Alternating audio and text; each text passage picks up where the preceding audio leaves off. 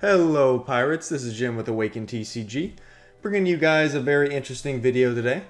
Today we actually have a live gameplay video of the two new starter decks, being the yellow Yamato leader and the black Monkey D. Luffy leader. Both of these lists in the video I tried to make as competitive as possible. They are both definitely decent decks, not saying they will be topping any tournaments soon. Especially Luffy. I think Yamato is decently strong with the leader effect, but Luffy not so much. However, I do think both these decks can actually take games off the top decks in the meta if you draw well. I will have both of the deck lists on screen right now, and also in the description if you guys wanted to check those out. I think today's gameplay is a really good showcase for the Luffy deck in particular. More specifically, the new 9-cost Shanks card, which I think a lot of people are undervaluing, especially with this Zoro meta. It can actually take out a lot of these 1-drops on board for 1 discard out of hand. And if you have something like a 10-cost Kuzan on board or a 8-cost Isho, it can actually take out a lot more things, basically a board wipe in some scenarios. But anyways, let's get into the gameplay and see how this match goes. I'm going to be on the right, starting on 1 Dawn, as my friend will be on the left on 2. In my experience, Monkey D. Luffy, along with most black decks, do like to go on the 2nd Dawn turn, as most of your plays are on that curve. Anyway, Yamato player will play a 1-cost Pudding, looking at the top 4 cards of their deck. Gonna pull out a Cracker here. Pretty strong if you're taking life early, although I am actually not a huge fan of Cracker. I like the 4-cost Katakuri much more. It feels a lot better to play on curve against most decks. On 3 Dawn here, I'm gonna just swing 5 into Yamato, bringing him down to 4 with no trigger. We'll use our 3 Dawn this turn to play a Fukuro, very simple, and pass back to Yamato on 4 Dawn. He will draw a card. He'll swing 5 to leader, trying to avoid any annoying triggers. We'll take that. And he will play Cracker for 4 that he just searched, passing back to me. Now on 5 Dawn. Best plays here are a little off curve. They'll be our 4-drop Kuzan or Borsalino for the most part. Attaching 1 Dawn to leader here, we'll go 6k. This should be a simple 2k out with a Sanji. Yes, it will. And we will play Kuzan for 4 and draw 1. Passing back to Yamato on 6 Dawn. We are at even life, so Cracker's ability is not online, thankfully, although we do have the Fukuro, and there are absolutely no cards that can actually remove Fukuro from the field in black, the only one being Thunderbolt. However, Fukuro cannot be KO'd by effects, which is why I'm going to try to leave this Fukuro on board as long as possible to get its maximum value for one of these scariest swings, whether that be a double attack from Cracker or anything of the sort.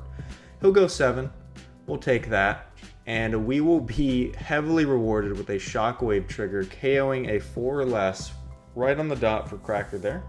Avoiding any unnecessary action, he will play another Pudding and search a Katakuri here. He actually told me he wasn't going to attack with Cracker this turn anyway, however, that still was a very good trigger for me. With his last 3 Dawn, he will play a Perospero and pass back to me. Now on 7 Dawn for Luffy here. For 2, we're going to play a brand new out. Searching top 3 for a Navy type card. Probably playing this out first to get some value from the leader effect. Luffy leader effect is a little counterintuitive for just the fact that you need to play out your characters first and then KO cards, which usually you do not want to do. However, to get value from the leader effect, you actually need to play cards to have any rested Dawn to actually attach to your leader in the first place. Anyways, we will pick up a 5-cost Hina blocker off of the brand new. Not a very commonly seen card. However, against yellow, I do think it's very strong, and colors that don't have very reliable ways to kill it. Against red, not so much. Anyways, we'll swing 5 with Kuzan, and we'll swing 5 with Luffy. He'll block out of 1 with Cracker and take the other one for our last 5 Dawn. We're going to play Hina and pass turn. Yamato player now on 8 Dawn with 3 life left. Leader ability still not online.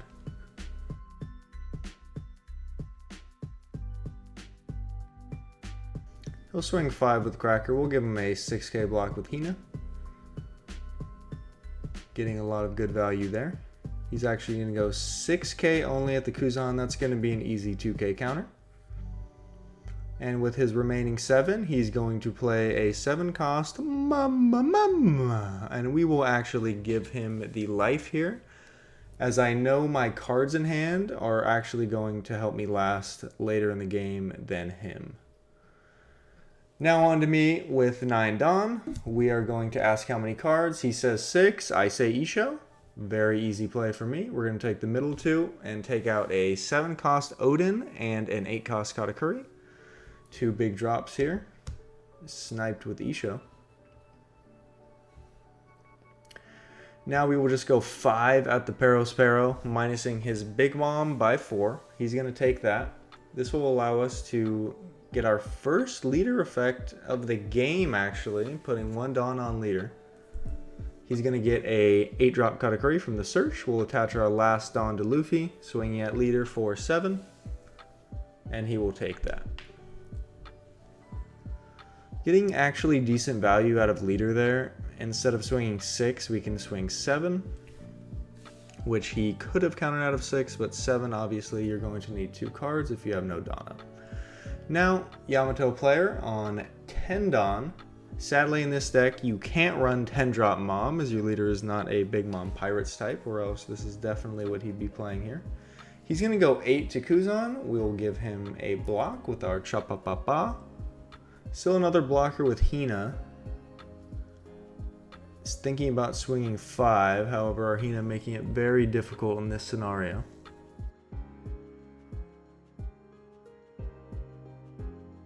He's going to put 2 on Yamato, swinging at Kuzan. We will block with Hina and give him a 2k, increasing its value throughout these turns. He's going to slam 8. Yep, definitely going to put our Isho at the bottom here. Probably the best target in the entire game for 8-cost Katakuri, I would argue, right next to an 8-cost Kid or an Oden. Now passing back to me, we are on 10 Dawn. If we have a 10-cost Kuzan here, this would be a great time to play it, as we have 4 life in really no scenario where we lose in the next turn. 10-cost Kuzan could get us a big card on board, get us started. However, we will not choose to play it, putting 4 down for another Kuzan, drawing us a card.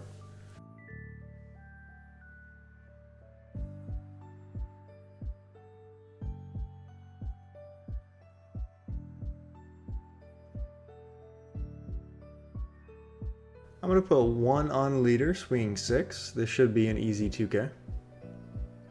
Sorry, 7. Making this a lot harder to counter out of. If he takes this, his leader effect will be online for the next turn. He does indeed take it. Will there be a trigger? He's going to use the trigger for Rikoku Sovereignty, trashing 2 cards from his hand and adding the top card of his deck to his life. Only really a good play here if you don't like the cards in your hand. He's going to give us 2 crackers. Okay, that makes a little sense, as crackers in this stage of the game aren't really your best cards to be dropping. They are practically just 4-cost 5Ks, which is one reason why I do not like them. I'll play another brand new for 2. Looking at our top 3 and simply grabbing a 2k. Then with our final 2, we are going to replace the brand new we just played with an Uta. Uta being a very interesting card Resting it will give any of your opponent's characters -2 to their cost, and it cannot be KO'd by leader cards, making it a good card to play early when your opponent doesn't have any characters on board. With blockers up, it makes it also a lot more annoying to get rid of, unless you're red, that is. He'll swing 8 to leader. We'll take it. No trigger. Another 8. We will take that as well.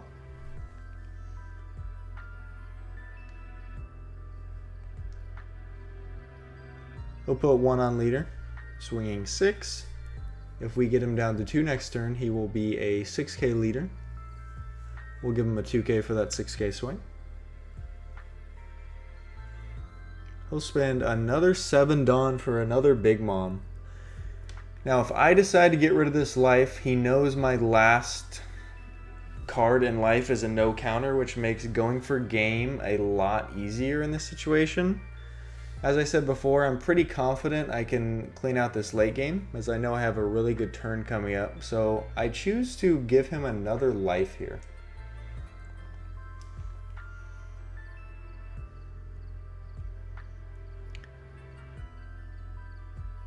He'll then pass back to me with a very threatening board, triple 8k. I'm going to swing 5 at leader, minusing one of his Big Moms by 4, down to 3. Another 5 at leader with my other Kuzan, minusing his other Big Mom by 4, down to 3 as well. He'll take that one. I'll rest my Uta, giving one of his Big Moms -2 to its cost, now down to 1. We'll place our brand new with a Tsuru, giving another -2 to the other Big Mom, now down to 1. And now we are at 9 Dawn left, and if you're thinking what I'm thinking here, this is about to be a massive pop. Dropping 9 for the Shanks, KOing both Puddings and both Big Moms, as all their costs are at 1 exactly. I was cooking up this play, and then that will also attach 4 rested Dawn to our leader, bringing it up to 9k. And we'll just trash a 2k for that play. Now swinging 9 at leader. This is going to be a perfect counter out with those 2 Dawn up if he has any Koku Sovereignty. He's actually going to go for it. However, that was an absolutely devastating turn for our Yamato player. Now with a 10 drop on board, a blocker, and a lot of cost reduction, I doubt this Katakuri survives another turn, even if he KOs one of our Kuzans.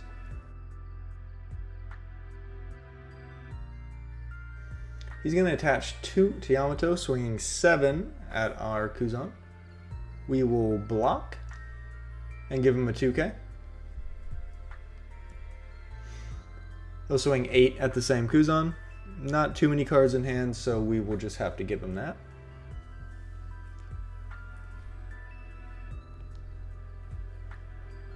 He'll drop 4 for a Katakuri. He is actually at more life, so it does not gain rush.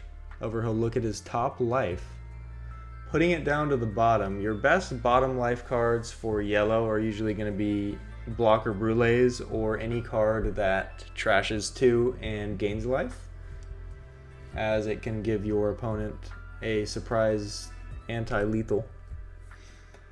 And then he will pass back to me with 4 Dawn remaining.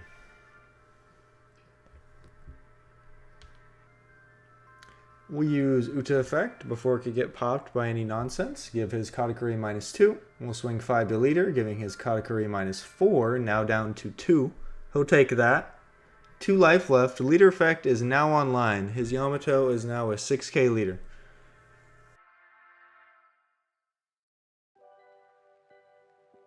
We'll just go 10 to his leader. If he has another Rikoku Sovereignty, this is actually a perfect counter for him.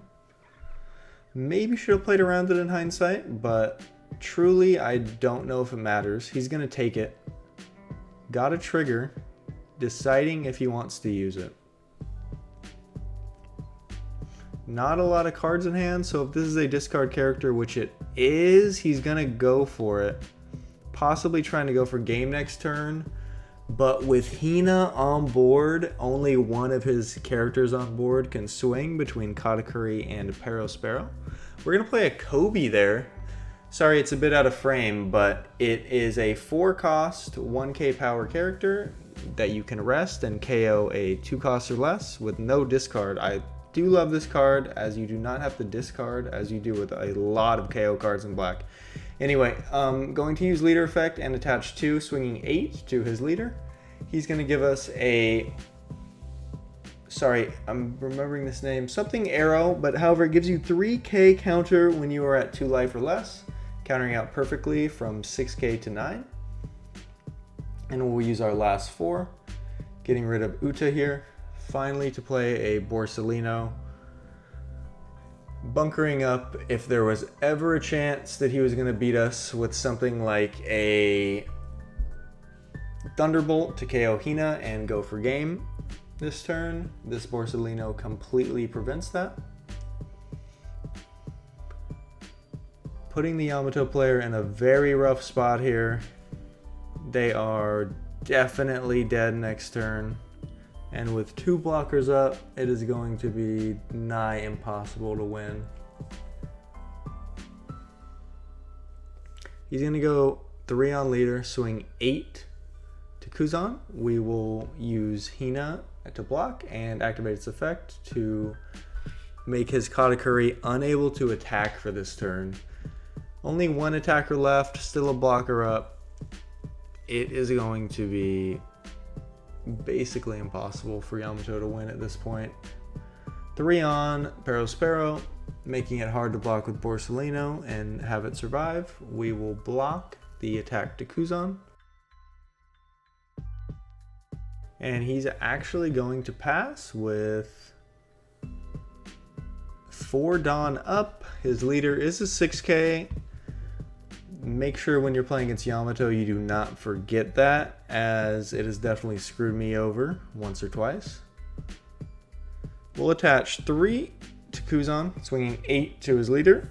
If he has the 3k counter 1-cost event, this would be a perfect time to use it. Also giving his Katakuri -4 with that attack. These Kuzans have netted me tons of value this game, and I think they are great in any deck that runs Shanks. Or any black deck in general, to be honest. He's going to have to take that with 2 2Ks in hand, and he's going to trash both of them to activate the effect of Ikoku Sovereignty, gaining another life. With 2 more attackers, if he has another Ikoku in hand, it might be difficult to win. We're going to play Fukuro for 3, activate Kobe to KO his Katakuri, attaching 1 with leader effect to leader, and 4 more, swinging 10, and another 10. He only has a 2 and a 1, that is going to be the game. Anyways, thank you everybody for watching. This has been Jim with AwakenedTCG. If you have these starter decks, I really suggest trying them out, or at least the characters in them. Specifically, the 9-cost Shanks I think is a really great addition, as I think I showcased very well in this game. Otherwise, thank you for watching. Please like and subscribe, and stay tuned for daily videos.